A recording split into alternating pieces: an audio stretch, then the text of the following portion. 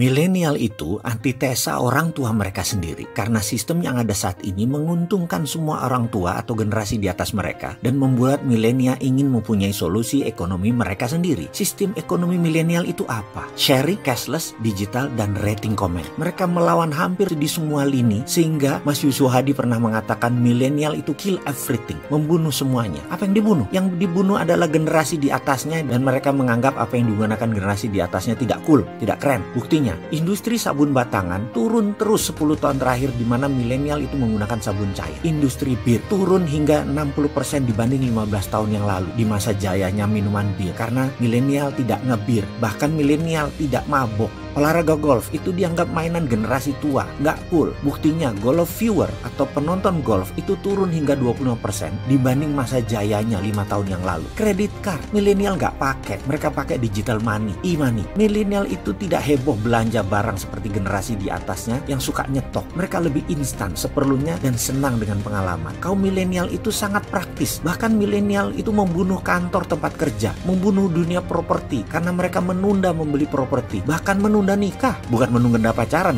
mah mereka seneng. Secara ekonomi, milenial mempengaruhi 40% ekonomi dunia saat ini dan 5 tahun ke depan mereka akan melewati 70% perekonomian dunia dipegang mereka. Sementara pemerintah dalam rancangan APBN kemarin gak baca sama sekali milenial mau kemana. Kita bicarakan sekarang milenial dari sisi yang lain. Sekarang kembali ke ekonomi negara di era milenial. Bener deh, milenial sejatinya anti hutang dan mereka kuat sekali berbagi. Itulah dasar dari MMT, Modern Monetary Theory. Jadi nanti kalau ada menteri milenial tetapi konsepnya masih Keynesian, masih ngutang, kabinetnya ya belum kabinet milenial, muda doang usianya tapi ilmunya zaman old, nggak pakai ilmu zaman now. Ilmu zaman now itu adalah MMT, Modern Monetary Theory. Basisnya adalah SWF, Sovereign Wealth Fund, Consolidate Bottom of Pyramid, create 12 level ekonomi. Kredonya adalah create.